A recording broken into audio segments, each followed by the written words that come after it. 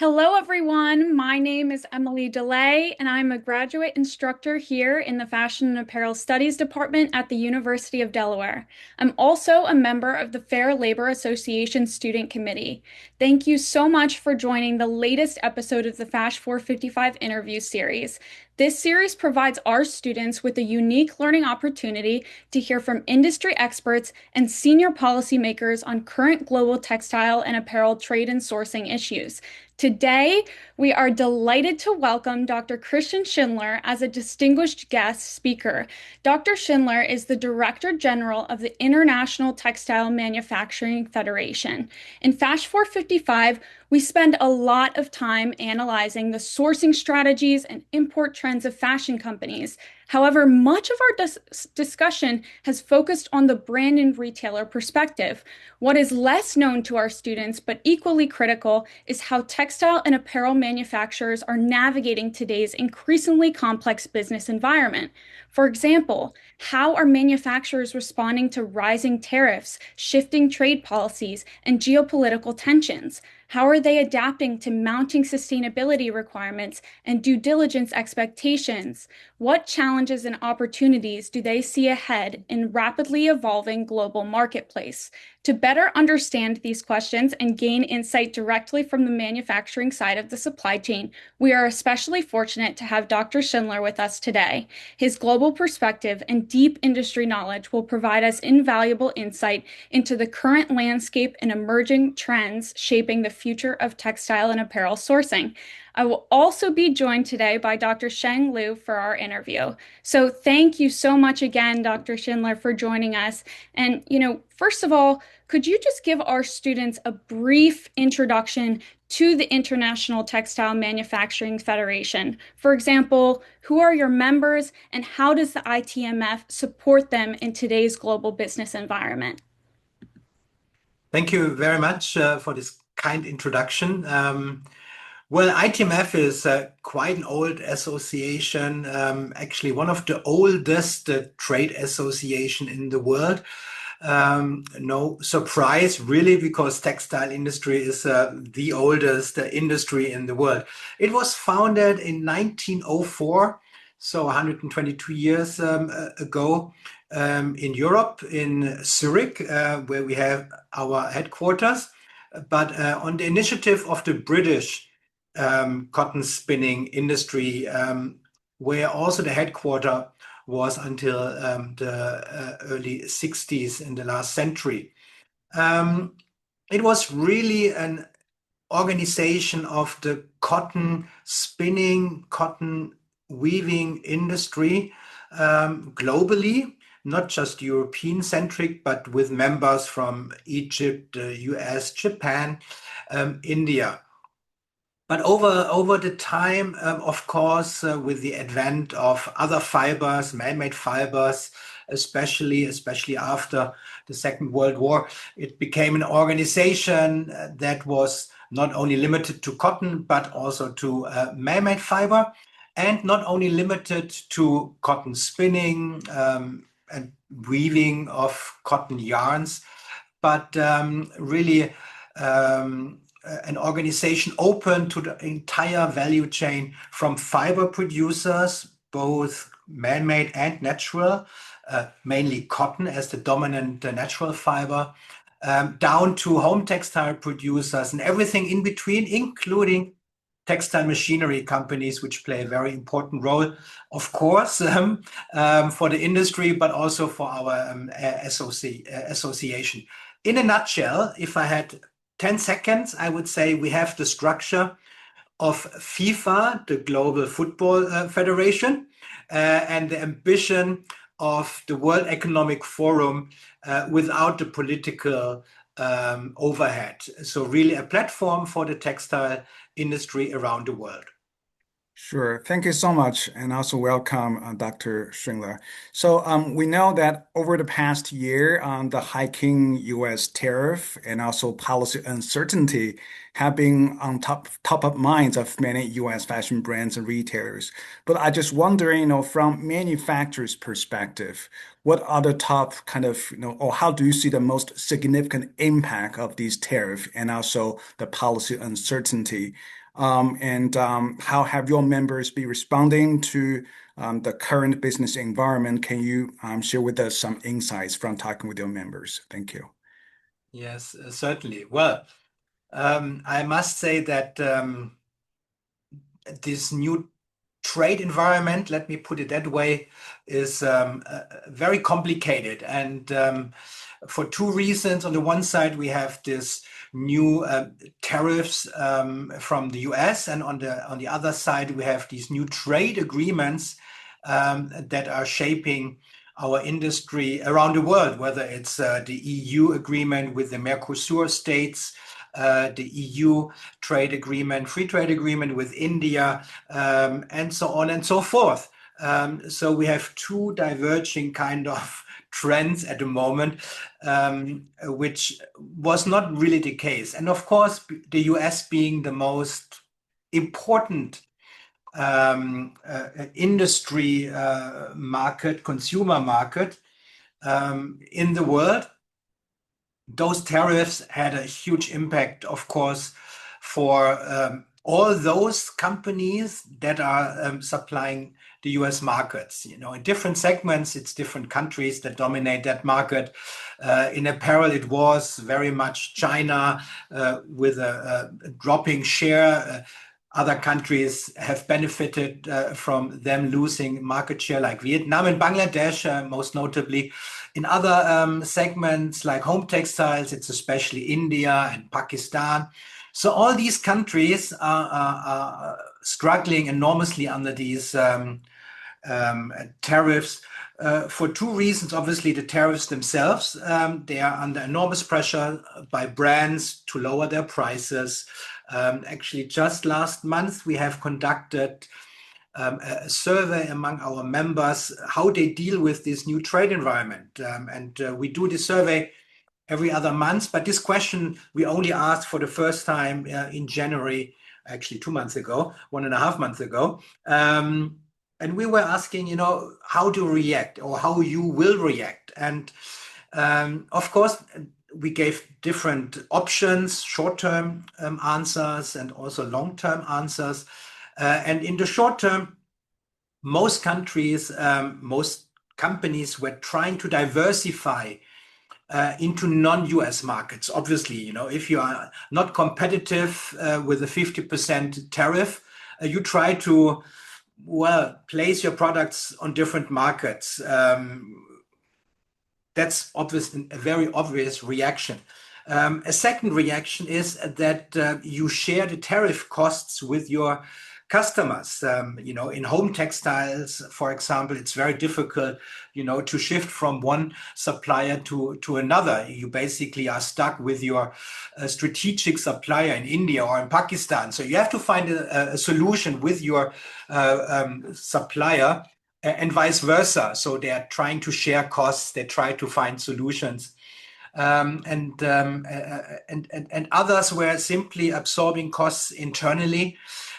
Longer term solutions were also options in this survey, and they are really mainly relocating to other countries. But of course, that's a really long term process. As you can imagine, you can't simply transfer a home textile producing facility from India to Central America, even if you want to. Or to invest in other countries, even that is quite difficult. To take over a company and upgrading it is costly and of course time consuming. So to answer this in a nutshell, companies have to be very reactive, very creative, and have to make up their minds how they want to position themselves in the future with a situation where uncertainty is the new normal, and where they want to go and take a risk, and where they try to become more resilient. And that's not an easy answer for anyone, and there are different answers to different categories and to different sizes of companies. You know, if you are a big company, you have deeper pockets. If you are a small supplier, you have not so deep pockets, not so many options. It's too costly.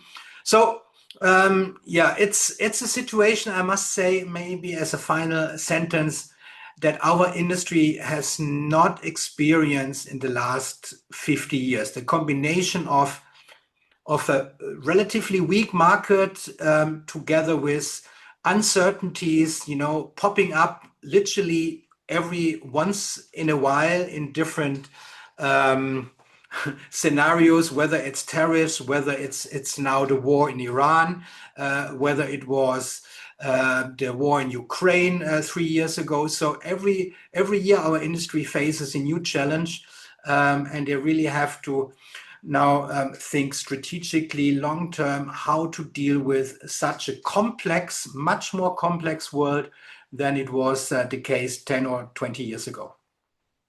Wow, thank you so much for sharing those valuable insights, Dr. Schindler. And, this is something you touched upon, and I would just like to follow up on. My research suggests with Dr. Liu that many US fashion companies have reduced their sourcing from China and diversified their supplier base in response to tariffs and broader market risks. From your perspective, how do you evaluate China's current and future role in the global textile and apparel trade? Have other sourcing destinations meaningfully benefited from this diversification? And if so, in what ways? I would really love to hear your thoughts on this. Yeah. Well, China was and is the most dominant producer of textiles and also of apparel. But in textiles, especially, China is number one by far. And I would like to, and I could share, many interesting slides about shipments of new machinery that are shipped around the world by the most prominent textile machinery companies. And, I could go through segment from spinning down to finishing, and you would see that China is absorbing in textile machinery between 50 and 80% of all new machinery in textile production. So in categories like spinning machinery, it's around 50. In man-made fiber areas like filament production, it's 80 to 90%. So you just have to be aware of this fact. China has not only the largest textile industry, it's also the most sophisticated, the most flexible. It covers all fibers. So it's really the dominant force. And other countries are lagging behind. In apparel production, it's different. China has lost market share when it comes to exports of apparel over the last 10 years. So it peaked already around 10 years ago, Chinese exports globally. And other countries have benefited from China losing market share, like Bangladesh, like Vietnam, but also other smaller suppliers.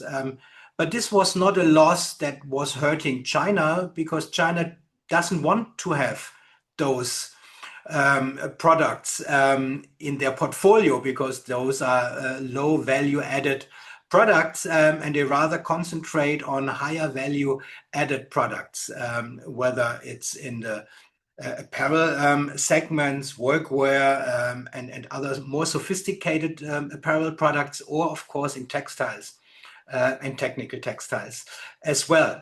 So there are many countries that have benefited of or from China losing market share or giving away market share, you might also say.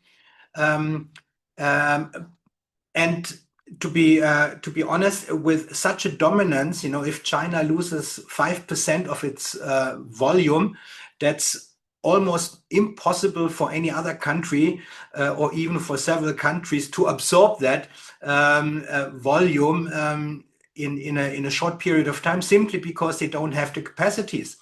And to build up those capacities, you need investments, and investments only will take place if there is some kind of certainty that these countries will be able, to have a stable business environment, a stable supply of raw materials, logistics, and of course, legal certainty. So, yeah, countries are benefiting and they will benefit.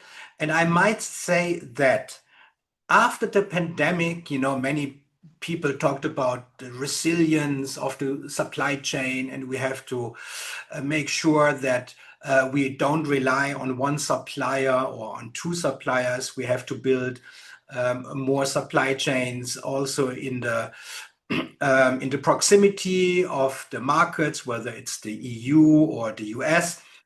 But when the pandemic phased out and got forgotten, um, people returned to the most cost-attractive supply chain, and nobody was willing to pay any premium for any kind of resilience or security of supply. This now has changed, I think, with the new geopolitical tensions between the US and China, the new tariff policy, now also the other conflicts around the world, whether it's Ukraine or now Iran. And it seems that companies now are willing to really um, uh, distribute the risk, invest more in resilience, meaning that they are considering more nearshoring. I don't talk about reshoring, but nearshoring, um, which will take time. It will not happen overnight. This is a project of decades, not of years, to build supply chains. In the closer proximity. For the US, that would mean, Central America to a certain extent. But you can imagine that, with the population of Central America being relatively small compared to countries like India, Indonesia, Pakistan, Bangladesh, there will never be a supply chain in Central America that can replace China or that can match India or any other large Asian country. But there will be supply chains for certain categories, fast fashion products, uh, fast turnaround products.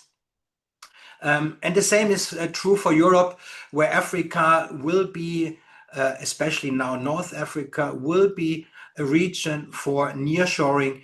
And you can already observe that countries like Egypt are getting a lot of attention from investors from around the world.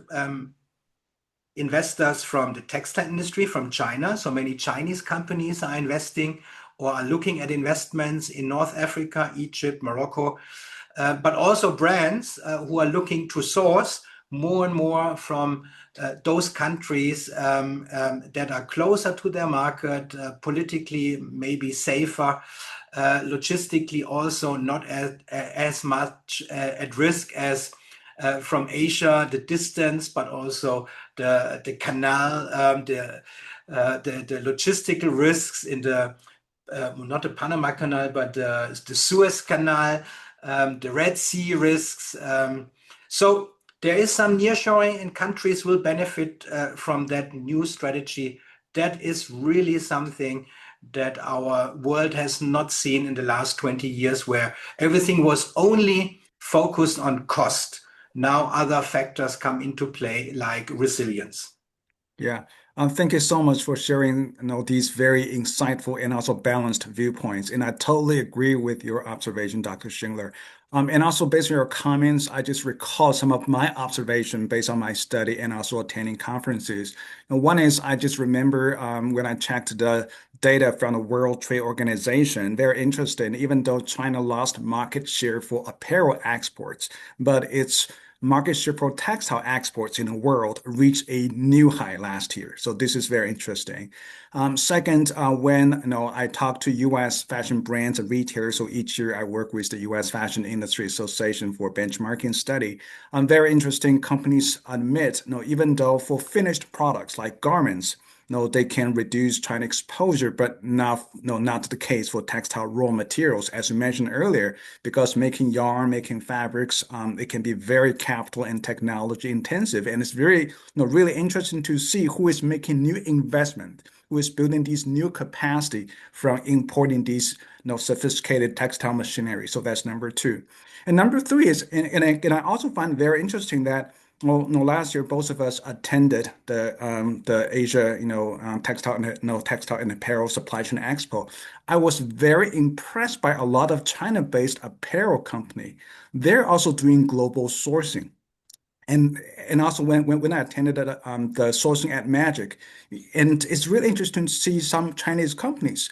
They are not only selling their physical products like like apparel, finished garment, but they're also featuring the added value services to the importers. Like I can help you to manage the warehouse, very small minimum order quantity. I think just I feel like the textile and apparel industry is always evolving, okay, including companies, their detailed business strategy. So this is really, leads to, how to really looking at our sector. It's a traditional sector, but maybe because of these turbulent business environment, it is also becoming ever more, technology intensive, and also definitely, companies, they're trying all these kinds of new business model, and we call it like supply chain 4.0, or yeah, just I feel this is very fascinating industry. Absolutely. Yeah, to go off of that and talking about, the business environment and geopolitics, I recently watched some of the World Economic Forum sessions and noticed that geopolitics has become a major theme affecting the global environment and businesses this year. Can you also share your observations on the impact of geopolitics on textile and apparel manufacturers and trade patterns?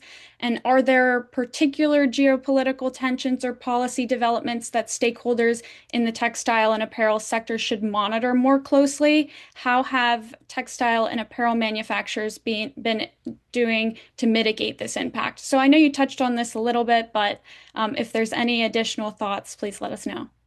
Yes, yes.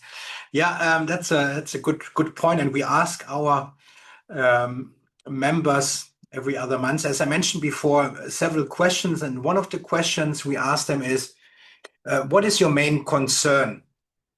And we have an array of possible answers, which ranges from um, input material becoming expensive, non-tariff restrictions, or high logistical costs, or sustainability and regulation as a concern, or of course, high energy prices, lack of talent, workers, geopolitics, tariffs, and also demand.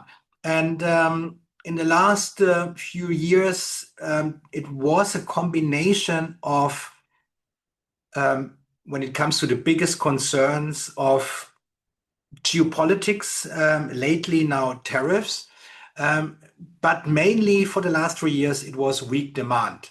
So I just want to share that because, for anyone doing business, it's of course important to have demand. And if you are not having demand, you are in trouble, and you really have to adapt and either create demand or find market pockets where there is demand.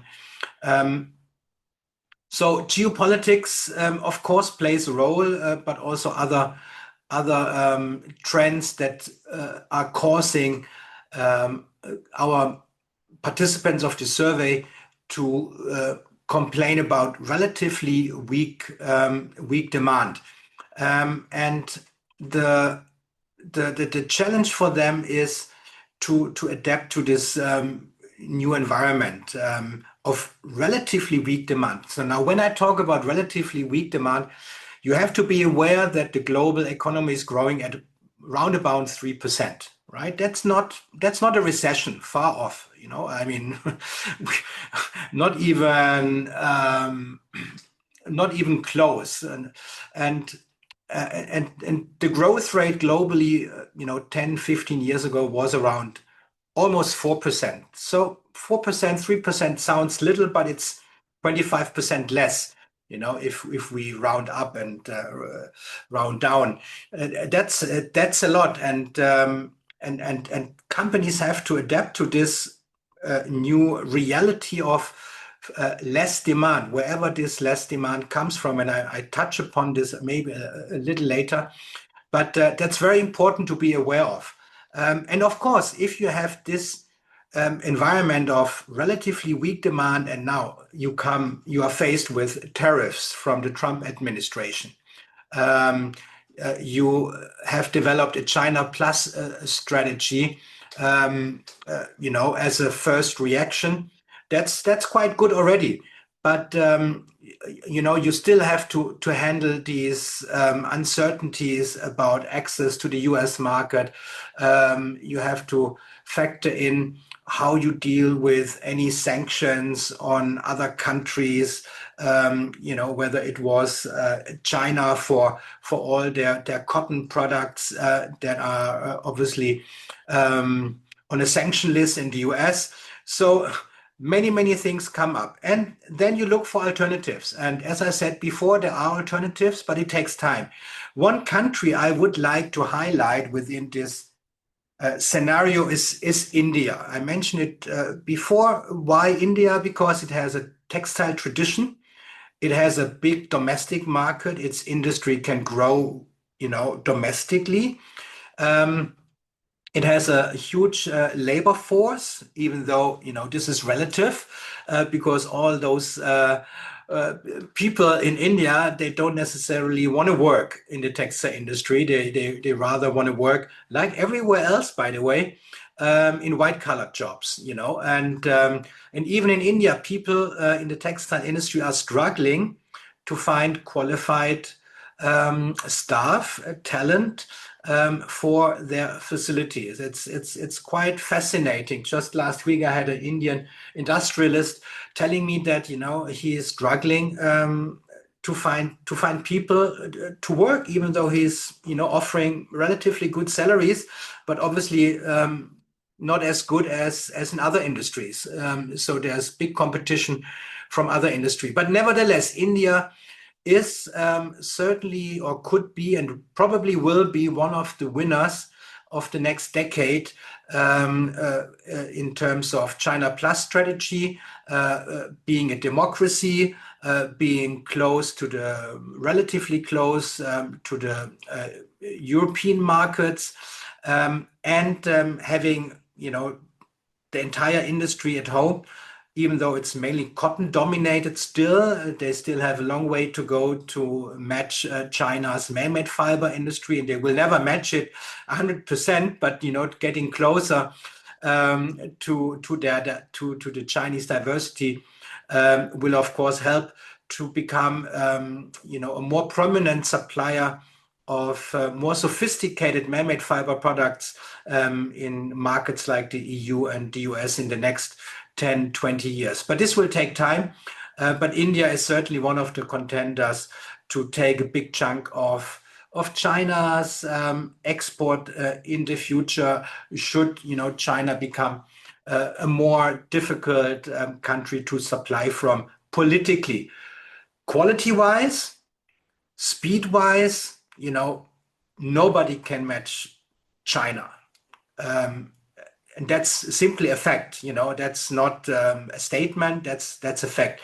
It has the most variety of products, the biggest companies, the most sophisticated companies, the most modern machines. Obviously, when you invest so many dollars in new machinery, you have the latest machinery. They develop their own machinery to a large extent. In the meantime, they don't depend on any imports of machinery as much as they did 20 years ago. But nevertheless, India will certainly be one of the countries that will be growing in the next 10, 20 years, among other countries as well. I don't focus now just on India, but being the size of India, India will play a more dominant role than other countries. Yeah, thank you so much again for sharing, all these great insights. And it's really important to recognize these days, even for our sector, we cannot ignore the issue of geopolitics. And also, I do recall, India, Before last year, if you're talking to U.S. fashion brands and retailers, they regard India as the rising star, because of its capacity, especially, they have a relatively strong local textile manufacturing capability. And this is very favorable to fashion brands and retailers. And we know what happened last year, because of some political, geopolitics reasons. India faced substantially high tariff from the U.S. But now, because of the truce or deal reached between U.S. and India, U.S. fashion companies start to reevaluate the new sourcing opportunities from the country. Yeah, so it's totally relevant. So why not? Let's just move on to a new but also relevant topics. And as you mentioned, earlier in your comments, nearshoring. So because of these new business environments, there seems to be a growing interest in nearshoring. However, somehow I feel like I'm the minority. I check the trade data. Just I do not feel like the data suggests nearshoring is happening, neither in the US nor in the EU. So, on the contrary, actually, Asia as a whole continue to dominate, textile and apparel exports, even just gain, extra market share. So, what is your view on that? Do you see there's a promising future for nearshoring, and also what factors are important to watch? Thank you. Yeah. Now, as I mentioned, I think before, nearshoring will happen to a certain extent, but only to a certain extent. And reshoring is not going to happen. It's simply too expensive to produce anything in the US or anything in Europe that is of low value added. That's just simply a fact. So the US and the Europe, they will have to concentrate on luxury fashion items, on technical textile products, for the industry purposes, and otherwise. Everything else might go to countries in the proximity, as I mentioned before, North Africa. Later on, also West Africa. I want to mention it at least once now. And for the US, Central America. Not so much maybe Mexico, because Mexico already is too expensive, very likely. Therefore, not too much of an attraction for investors. But of course, Mexico will and could remain still an important country for some yarn forward rule products, and North American treaty with Mexico and Canada arrangements that are very specific and supporting the local U.S. industry. That's for sure. But volume-wise, this will not play a major role. The factors are, of course, labor costs. Our industry is a labor cost industry, if you want it or not. That's a fact, especially in apparel, but also in textiles. Even though textiles is very capital intensive, um, after all those textile companies are producing with more or less ceteris paribus with the same machinery. Of course, they might have different financial costs for the machinery, but in the end, the machines are very similar. And then what's left, if everything is equal, are the labor costs, and they make the difference between being more competitive or less competitive. So labor cost is very crucial. We shouldn't forget in economics, very important productivity. So labor cost is one thing. If the same worker is less productive at the same cost than his neighbor, um, um, of course, you can compensate also for higher costs if you are much more productive. And that's really an issue we have observed, interestingly, between Asia and Africa. Costs might be low in some countries in Africa, but productivity compared to Asian Asian workers are much lower for different reasons. And I don't. I'm not an expert now in the productivity of Africa, but there are cultural reasons. There are some climate reasons, some religion reasons, and historical reasons why Asian workers are more productive than let's say in some countries in Africa. So productivity is very, very important, of course. Stability is very important, predictability, and then of course logistics. You know, it's no use to have low labor costs in the middle of nowhere when you don't have access to a port, when you don't have roads, when you don't have the infrastructure to comply. We come to that topic maybe later, to comply with environmental requirements, social requirements. So also that is very important and will play a role. Distance, of course, is certainly something, you know, especially brands and retailers like. The closer, the faster. That's why Turkey was such a successful supplier of the European Union. So therefore, Egypt is certainly in a very privileged position, being so close to Europe. Tariffs play a very important role also in the future, especially at the moment. Egypt, again, here very much favored by the US. Yeah, I think those are the most important aspects. So labor costs, then political stability, logistics and infrastructure. And of course, last but really not least, energy. So energy availability and at a competitive level is really crucial. Whether this energy is subsidized or not, that's a different question. But if a country wants to develop its textile and apparel industry, but let's say especially the textile industry, energy costs are super important. Thank you so much for those insights. You know, Dr. Schindler, I'm currently working on my thesis, which explores the export patterns of clothing made from recycled textile materials. I noticed first that US and EU fashion companies increasingly expect suppliers to offer sustainable apparel products, including those made with preferred fibers. Second, producing such products often requires substantial new investments in infrastructure, technology, and even certification. From your discussions with ITMF members, how are textile and apparel manufacturers really responding to this growing demand for recycling and circularity? Do they see it primarily as a compliance requirement, a competitive opportunity, or a financial burden? And is this shift likely to create new winners and losers in the industry? I'm Yeah, happy it's a to very repeat. I'm happy to repeat any part of that question you might need. no, it's a very good question and a very comprehensive one. You know, I think preferred fibers uh, will play a very important role in the future for two reasons.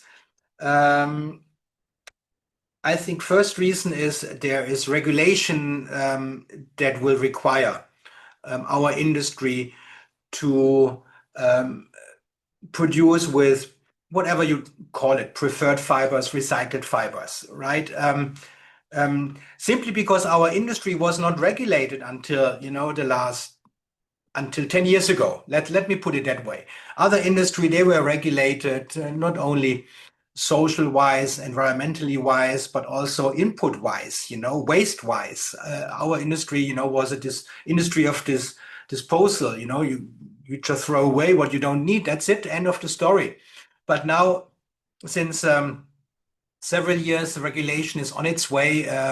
Some of the regulation in Europe and in the US, mainly in states, New York, California, is already law, became already law. Um, what our industry is struggling with is really the infrastructure for this new industry based on preferred fibers, recycled fibers. Simply because the collection infrastructure is not there yet as required. There's no sorting capacity available yet in terms of volume, but also in terms of capability to sort really apparel or textiles in general. Um, And actually, we're in our region in Europe. Uh, Actually, those collectors are actually overwhelmed with waste and don't know what to do with the waste. They are struggling to find solutions, uh, um, and they don't want to buy the waste anymore because there's too much waste. So the whole system of demand and supply is still not in balance, which is creating a lot of business problems for all these business models to run. Second problem or challenge, let me put it more positively, is the technology for recycling is not where it needs to be to recycle everything in an appropriate manner in terms of scale, especially. But also the technology is not there yet. There is already, mechanical recycling available for certain categories, especially cotton recycling, both of fiber, of yarns and fabrics, but even of apparel. Um, but of course, that's only a small fraction of the waste, the textile waste. Chemical recycling in at scale is not available yet. That's very much a fact. There are many startups, I have to say, that are working on that. Some are starting to scale up, but when I say scaling up, I talk about, 50,000, 100,000 tons. If you have waste every year of so and so many million tons globally, this is a drop in the sea. It will take a few more years, to really have the technology ready and also the scale of its application ready to really have a functioning large scale recycling circular economy, textile economy in Europe or in the US. So that's really a challenge. And our companies are investing, certainly in solutions. Um, they are seeing it as an opportunity. If you are um, ready to supply the brands and retailers, eventually you have an advantage vis-a-vis those who cannot who cannot supply. So yes, it's a cost, definitely, but it's an investment into a future business model. Now, what's critical here, I think, just to mention it once, is timing. So if you get your timing right with your investments, with your suppliers, but also with your customers, and you build this ecosystem along this new business model, then you will be fine. If you wait too long, if you don't have the right partners, if you don't have the technologies, waiting maybe saves you costs now, but maybe later on you don't have the necessary partners, to supply you with the raw materials, with the technology partners that you didn't work with before. And of course, you will not have maybe customers, that want to buy your recycled fiber. So, it's a very complex business, no easy solution. I would say, go step by step to any of the manufacturers, build your network, your ecosystem, and just get started. And then, take it step by step. It's not like it's a big bang solution, and work together. Collaboration, I think, is key, both with your brand partners, but also with your machinery and raw material partners. Thank you so much for that. Just pivoting the conversation a little bit, many of our students are interested in responsible sourcing and labor standards. I am personally involved with the Fair Labor Association Student Committee From the manufacturer's perspective, how do purchasing practices by brands such as pricing pressure, short lead times, and last-minute order changes, how do they impact labor conditions and compliance efforts at the factory level? And what could brands and retailers do differently to better align their sourcing strategies with social responsibility goals and more effectively support these suppliers? Hmm. Yeah, thanks for this question. Well, uh, actually, probably you and all your colleagues at Delaware University are much better informed about that because with the Better Buying Initiative, that you're all aware of, I assume, My former originated boss, from Dr. Marsha Delaware. Dixon. Yeah. Yeah, from Delaware University, Marsha and Duff Can, I think you pronounce his last name, initiated this initiative, I think 10 years ago. I think it was with the help of a foundation, and I think last year it was passed over to Cascale, which is a brand and retail association, and they carry this on, and they have, I think, these two indices where they survey apparel producers mainly about how they would rate their customers, right? And of course, this is very important work, and we have to continue to support this work of better buying, because the brands and retailers have a huge responsibility when it comes to social compliance and helping their suppliers to stay compliant. um, because all the factors or all the behavior that you mentioned before, uh, order changes, last minute changes, they all basically have to be absorbed by the manufacturers mostly, right? And the manufacturers, can't really afford easily to deny any kind of requests from brands and retailers. And I think the awareness of brands and retailers, of sourcing people all together, has to be much more elevated towards the consequences of bad purchasing practices. Uh, which are, very often the root cause of non-compliance of textile companies, apparel companies around the world.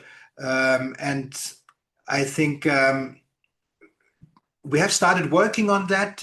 Cascale will carry on this work. We at ITMF, we also support this work, and maybe in the future we will also, start supporting more proactively by involving our members in such surveys. Of course, those surveys are very delicate because who wants to give his opinion about a customer, a negative opinion about a customer, So it's a very delicate kind of process where confidentiality is super important, and the trust towards the organization conducting all these surveys. But it's a well-known fact that bad purchasing practices have a super negative impact on social compliance of textile and apparel companies around the world. And the more sourcing people working for brands and retailers are aware of their consequences of their behavior and the negative consequences of their behavior, the better. So I congratulate you for bringing this up and educating all the students at Delaware University about the importance of responsible purchasing practices by brands and retailers.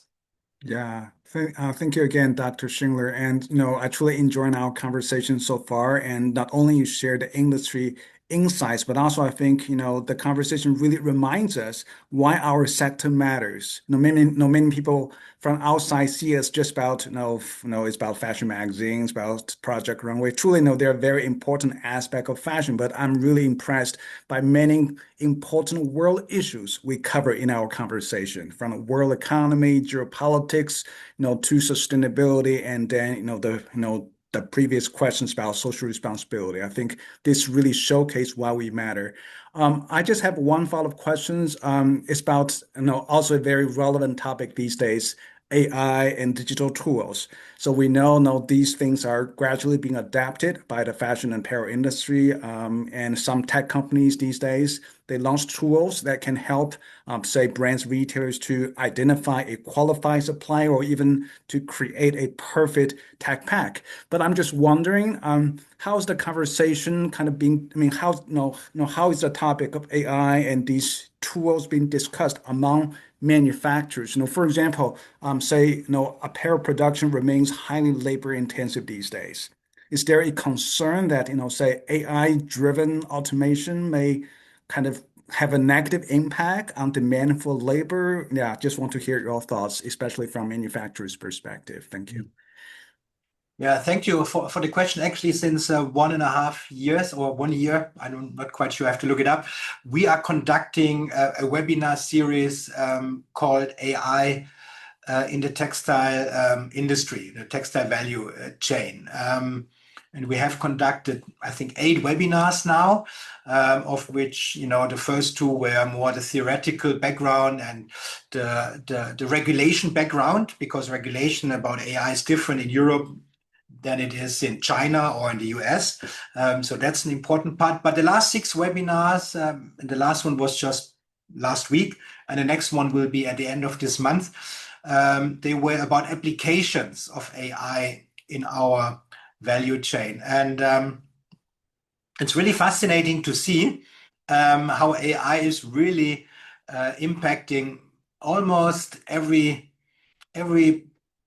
process within the value chain, both production processes, but of course, very much design processes, but also everything, in between, like administration, supported by AI tools. So the answer is yes, AI has already an impact on our industry. And I maybe give you 2 examples, or 3. For example, we have AI applications in the production process where AI is used with visual functions, so cameras, to identify defects in spinning or defects in knitting, which helps, of course, to reduce the level of waste. Because if you detect defects early, you are, of course, reducing the amount of waste. Imagine when you have a knitting production, and the knitting machine works, and there's a defect in the fabric already, and it's only detected at the end. At the end of the production process, after having produced, I don't know, 200 meters, that's a lot of waste, as compared to detecting it during the knitting process. So after 1 meter, the same in spinning. So these camera systems, with the help of AI, are really very powerful and become more powerful in the future. Another process we just learned, and just to give you examples, is how in the non-woven industry, also AI-powered tools that are based, of course, on a lot of data of this production. They can calculate virtually the most optimal production configuration of a non-woven production line, and can optimize energy consumption, and other factors playing into it, saving 10% of the production costs. So very impressive to see how these AI tools are working. Very important when it comes to AI is the fact that you need data. That's very important. And a big question our manufacturers and the machine manufacturers, by the way, have is who is the owner of the data to start with, and where and how does this data is actually used in the AI tool. So with other words, is the data fed into a proprietary AI tool that is protected, that is not connected to the internet, and it's a very small AI tool that is only looking at data that it is fed with consciously and not using all the available data from any possible source like let's say ChatGPT or not. So that's very important. So the rule remains that you only get good data out of something if you put good data in something, right? So good in, good out. AI nowadays can help you to even get good results, even if your data is maybe not as good and maybe not as structured as it might have been because of its capabilities to calculate, to predict possible outcomes. So that's a very important question where the US and the EU are very much at odds with. As you heard last week, the US Pentagon declined to use a European AI tool called Claude, Anthropic by Claude, I think a French AI company, because they didn't want to allow AI to do everything out of control out of human control.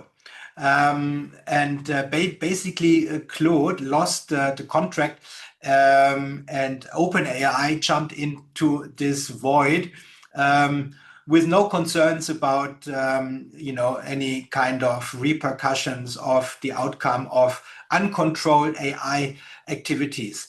So very important. We have to see how this plays out when it comes to data protection, and not only data protection, but also how data is used autonomously by agent AI programs, which is really something we have to consider and not just put aside as a concern that is of no relevance for the future. So that was that side. On the design side, I mean, I'm sure you know much better how strong AI can be to help people design products, identify trends in the internet with the help of AI. So AI really is probably the most powerful innovation in the world for the last, I don't know, maybe 200-300 years since the steam machine and the start of the Industrial Revolution, steaming machine. When it comes to AI and workers, my last comment really, I think it's still a long way to go to replace workers in apparel production. And AI, doesn't have the means to do that. It's still too complicated. What will happen is and is happening already and is happening, since the last 20 years, is that more and more partial automation will happen in apparel production. So more automation will happen. So the workers in the sewing factory, they will get more support by robots, by semi-robots, by more automation processes that will help them to become more productive. They should earn more money for being more productive, and the number of workers will be reduced. So that's a very positive development. But the production of apparel just by robots is still, in the unforeseeable future because of the complexity of the softness of the fabric, and the complexity of putting things together that are soft, as opposed to hard parts in the automotive industry or any other industry. So no, I don't see much of a change in the foreseeable future. The automation continues, yes, but it's not like there will be a revolution in the apparel production anytime soon. Sure. Thank you so much. Yeah. This actually concludes our interview, and I just want to thank you again for joining us and sharing so many great insights, Dr. Schindler. We truly appreciate it. This was a great session.